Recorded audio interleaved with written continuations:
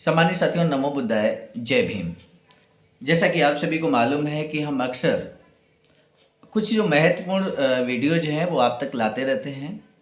आज भी हम एक महत्वपूर्ण वीडियो आपके लिए लाए हैं और आपने देखा होगा कई बार हमने जो बाबा साहब की स्पीचेज हैं उन स्पीचेज को वीडियो के माध्यम से आप तक पहुंचाने की कोशिश की है।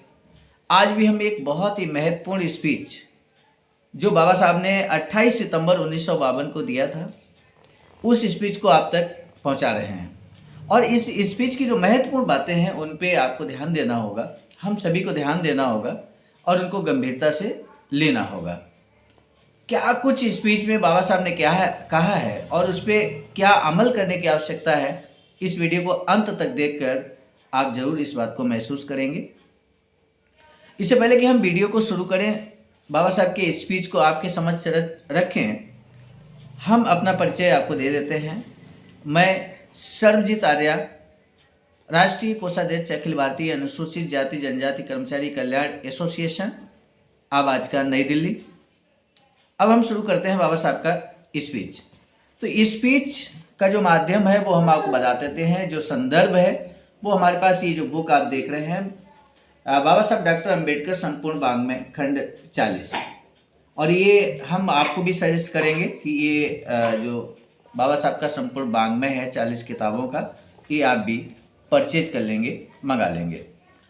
तो आइए हम बात करते हैं। बहुत महत्वपूर्ण बाबा साहब का संबोधन है, स्पीच है, उसको हम आपके समक्ष यहाँ पे रखते हैं। हेडिंग के रूप में यहाँ लिखा है कि सार्वजनिक धन के गलत इस्तेमाल जैसा कोई और नीच कृत्य नहीं है। अब हम इसमें देखेंगे कि बाबा साहब ने इस स्पीच में क्या कुछ कहा है। लिखा है number 1, schedule caste federation, 2, schedule caste improvement trust, 3, mu मजदूर संघ, 4, महार जाति पंचायत और 5वां समता सैनिक दल। इन 5 संस्थाओं की ओर से रविवार दिनांक 28 सितंबर 1952 को शाम 5:30 बजे नरे पार्क में मुंबई की अस्पृश्य जनता का सार्वजनिक सम्मेलन आयोजित किया गया था। इस सम्मेलन का मुख्य कार्यक्रम डॉक्टर बाबा साहब अंबेडकर का भाषण था। 5:30 बजने से पहले ही अस्पृश्य महिलाएं और पुरुषों से पार्क पूरी तरह भर गया था। अब इसमें बहुत सारा पैराग्राफ यहाँ लिखा है, हम उसको छोड़कर हम आगे बढ़ते हैं और सीधे आपको ले चलते हैं जो बाबा साहब का स्पीच है, सीधे बाबा साहब के स्पीच की ओर ले चलते हैं। लिखा है, तालियों की गड़गड़ाहट के बीच डॉक्टर बाबा साहब अंबेडकर भाषण देने के लिए उठे। उन्होंने कहा, बहनों और भाइयों, आजकल कई लोगों का मन राजनीति में रमा हुआ है। मेरा मन लेकिन राजनीति में नहीं रमता। मेरा पूरा ध्यान हम लोगों द्वारा शुरू किए गए इमारत फंड में लगा हुआ है। मुंबई में कई तरह की इमारतें हैं। ब्राह्मण जातियों की इमारत है, मराठों की है, क्षत्रियों की है। इतना ही नहीं, कुर्मियों, ब्रैकेट में लिखा है, कुर्मियों ने भी अपनी इमारत अथवा जाति का हाल बनवा लिया है। उसी प्रकार अस्पृश्य समाज का भी एक हाल या जाति गृह मुंबई में होना चाहिए, ऐसी मेरी बहुत पुरानी इच्छा है। बाबा साहब कहते हैं कि ऐसी इच्छा बहुत पुरानी है। 1938 में, ध्यान दीजिए, इस स्पीच को बाबा साहब 28 सितंबर 1952 को दे रहे होते हैं और कह रहे हैं कि 1938 में इस काम के लिए मैंने मुंबई में इमारत फंड की स्थापना की। इस काम की जिम्मेदारी लेकर आज 10 से 15 साल बीत चुके हैं। इसके बावजूद इस कार्य को अब तक मूर्त रूप नहीं हुआ है, प्राप्त नहीं हुआ है। मैंने तय किया है कि कम से कम अब तो ये काम पूरा होना चाहिए। साथियों, हम बता दें, अभी भी ये काम पूरा नहीं हो पाया। ये बड़े दुर्भाग्य की बात है, लेकिन यहीं पर हम आपको बता दें, चिंता की कोई बात नहीं है। बाबा साहब के इस अधूरे सपने को पूरा करने के लिए अखिल भारतीय अनुसूचित जाति जनजाति कर्मचारी कल्याण एसोसिएशन, आवाज का, नई दिल्ली ने सारनाथ में, जो कि तथागत बुद्ध की प्रथम उपदेश स्थली है, बाबा साहब ने अपना अंतिम स्पीच सारनाथ में ही दिया था। ऐसे प्लेस पर आवाजका ने Buddha Bodhisattva doctor Ambedkar international centre बनाने का प्रण किया हुआ है। और इतना ही नहीं, इस सेंटर के लिए ज़मीन भी क्रय की जो प्रक्रिया है वो लगभग पूर्ण होने की ओर अग्रसर है। 10,000 स्क्वायर फीट आज दिनांक 18 मार्च 2022 तक ये कंप्लीट हो चुका है। शीघ्र ही हमारे बहुत सारे साथी, हमारे सभी साथी जो प्रबुद्ध वर्ग हैं वो लगे हुए हैं और निश्चित रूप से समय रहते बहुत जल्द ही ये शेष ज़मीन को क्रय कर लेंगे और उसके बाद यहाँ पर इसी तरह का जो बाबा साहब का ये अधूरा सपना है इसको पूरा कर लिया जाएगा।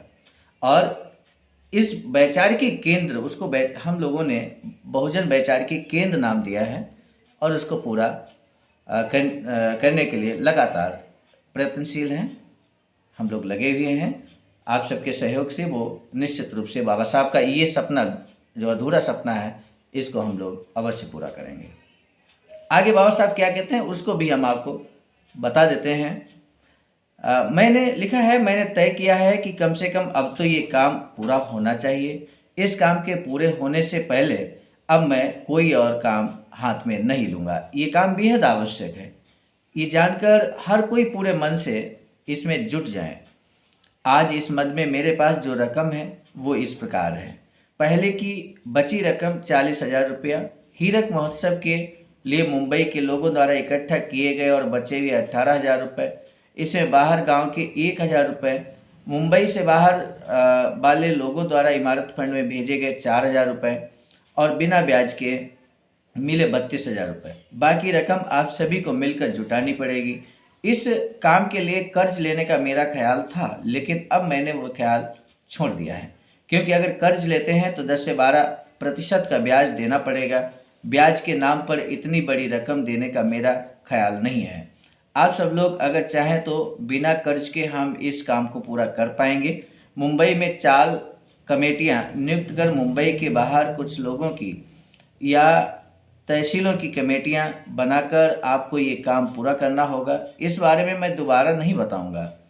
बाबा साहब इस बात को बार बार, चूँकि 15 साल 10 से 15 साल का समय हो गया, ये बात बाबा साहब कह रहे हैं कि 1938 में मैंने सपना देखा था हॉल बनाने का, इमारत बनाने का बहुजनों के लिए, अस्पृश्य समाज के लिए, और आज भी वो पूरा नहीं हो पाया है। बार बार मैंने बताया है लोगों को, लेकिन उन्होंने इस पे अमल नहीं किया है, बहुत ज़्यादा अमल नहीं किया है। ऐसे में अंतिम चेतावनी देखते हुए 28 सितंबर 1952 को ये बाबा साहब कहते हैं कि अब हम बार बार इस बात को नहीं बताएंगे, और ऐसा ही हुआ।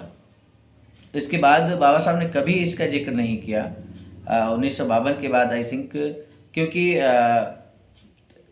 यहाँ पर आगे भी हम और बात कर रहे हैं कि आखिर ऐसा क्यों हुआ। वो बाबा साहब ने इसी स्पीच में व्यक्त किया है, अंत में अभी हम आपको बताने वाले हैं। लिखा है,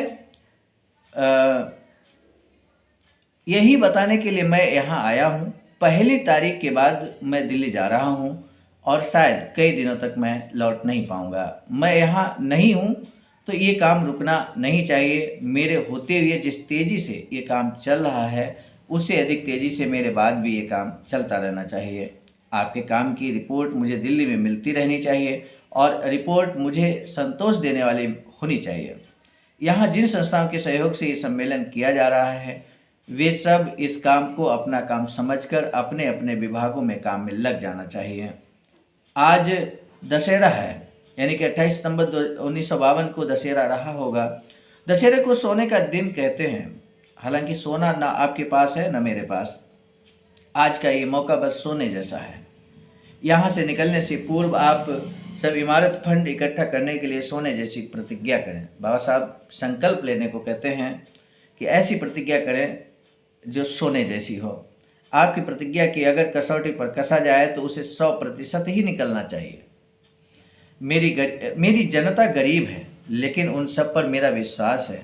मुझे यकीन है कि गरीब होने के बावजूद मेरी भावनाओं को आवाज़ दिए बगैर उनसे रहा नहीं जाएगा।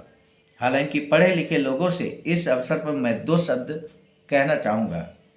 हमारा जो वीडियो है वो सभी तक पहुँचेगा, पढ़े लिखे लोगों के पास भी पहुँचेगा, और ऐसे में पढ़े लिखे लोगों के लिए बाबा साहब क्या कहना चाह रहे हैं इसको ध्यान से सुन लेते हैं। लिखा है, गरीब जनता द्वारा दिए गए पैसों का हिसाब भी पक्का रखें। 1 पैसे का भी घोटाला ना हो इसका वे ख्याल रखें। सार्वजनिक पैसे का हिसाब ढंग से रखकर जनता को वह समय समय पर दिखाना, इससे जैसा पवित्र कार्य और कोई नहीं है। इसी प्रकार पैसों का गलत इस्तेमाल करने जैसा नीच काम कोई और नहीं है। जनता का जो पैसा होता है, गरीब जनता का जो पैसा होता है, मेहनत का पैसा होता है, बाबा साहब कहते हैं कि इस पैसे को सदुपयोग करना, सही जगह लगाना, और इससे जैसा पवित्र कार्य कोई और नहीं है। लेकिन यदि पैसों का गलत इस्तेमाल होता है तो इससे नीच कार्य भी कोई दूसरा नहीं है। इस बात को बाबा साहब कहते हैं। आगे ध्यान देने वाली बात है, क्या कहते हैं बाबा साहब? कहते हैं अपने समाज के पढ़े लिखों पर से मेरा विश्वास उठ चुका है। यानी कि 28 सितंबर 1952 को बाबा साहब को कहीं ना कहीं हर्ट किया पढ़े लिखे लोगों ने, और उसी बात को यहाँ पर बाबा साहब दुखी मन से कहते हैं कि अपने समाज के, ध्यान दीजिएगा, अपने समाज के पढ़े लिखों पर मेरा विश्वास उठ चुका है। इमारत फंड का सारा हिसाब मुझे मिलना चाहिए। आम लोगों पर, गरीब और अशिक्षित लोगों पर ही अब मुझे भरोसा है। मैं जब तक मुंबई में हूँ तब तक लोग मेरे बंगले पर पैसे लाकर दे सकते हैं। मेरे दिल्ली जाने के बाद श्री शांताराम अनाजी उपसाम सचिव schedule caste employment trust Mumbai को पैसे दें। फिलहाल वे मेरे बंगले पर पैसे लेने का काम करते हैं। मेरे दिल्ली जाने के बाद उनका office Bharat Bhushan printing press में रहेगा। ये कहकर उन्होंने अपना भाषण पूरा किया। आखिर में आयुष्मान जी भातनकर ने डॉक्टर बाबा साहब और आयुष्मती माई साहब के प्रति आभार प्रकट किया और सभी संस्थाओं की ओर से उनका फूल मालाओं से स्वागत किया। सबके प्रति आभार प्रकट करने के बाद सभा का काम पूरा हुआ। तो सम्मानित साथियों, इस स्पीच को सुनकर आपने जरूर सारांश निकाला होगा कि आखिर ये सारांश बाबा साहब इसमें क्या कह रहे थे, क्या कहना चाह रहे थे। पढ़े लिखों से कहीं ना कहीं वो दुखी हुए, और खासकर पैसे को लेकर। लेकिन आज के दौर में हमारे पढ़े लिखे प्रबुद्ध वर्ग को ये समझना पड़ेगा कि जो दुख उस समय बाबा साहब ने व्यक्त किया था, ये समय आ गया है कि हम अपने भूल को सुधार करें, और बाबा साहब के इस सपने को, जो इमारत बाबा साहब बनवाना चाह रहे थे, इस सपने को अब पूरा करें। ये आज महत्वपूर्ण जिम्मेदारी हमारे पढ़े लिखे लोगों पर ही है, और निश्चित है, हमें भरोसा है, हमारी आवाज़ का नई दिल्ली टीम को भी, पूरा केंद्रीय नेतृत्व को भी पूरा भरोसा है कि हमारे पढ़े लिखे लोग मिलकर निश्चित रूप से इस बड़े से लक्ष्य को, बाबा साहब के अधूरे सपने को पूरा करने के लिए अपना हर तरह का सहयोग देंगे, ऐसा हम उम्मीद व्यक्त करते हैं, उम्मीद रखते हैं। और यही बाबा साहब के इस स्पीच का सारांश भी है। अभी इसी वीडियो में हम जो Buddha Bodhisattva doctor Ambedkar international centre बनाने के लिए जो अकाउंट नंबर है, वो हम आपको यहीं पर स्क्रीन पर दे देते हैं। इस अकाउंट के थ्रू भी आप अपना धमदान कर सकते हैं, और धमदान करने के बाद आप चाहें तो हमारे इस वीडियो के कमेंट बॉक्स में भी अपना डिटेल दे सकते हैं, अपना नाम दे सकते हैं, जिससे कि जब भी हमारा ये वैचारिकी केंद्र बनकर तैयार होगा तो आपके नाम का शिलालेख, आपके नाम के साथ साथ आपने जो धनराशि अर्पण की है, दी है, उसको भी शिलालेख के माध्यम से व्यक्त किया जाएगा। शिलालेख आपका लगेगा, और जो कि आपका नाम इतिहास में दर्ज हो जाएगा। आने वाली पीढ़ी आप पर गर्व करेगी। इसी संदेश के साथ हम इस वीडियो को यहीं पर समाप्त कर रहे हैं। आप सभी को नमो बुद्धाय, जय भीम। सब्सक्राइब करें आपके अपने चैनल समता आवाज़ टीवी को, बेल आइकन दबाना ना भूलें सबसे पहले हमारी वीडियो देखने के लिए।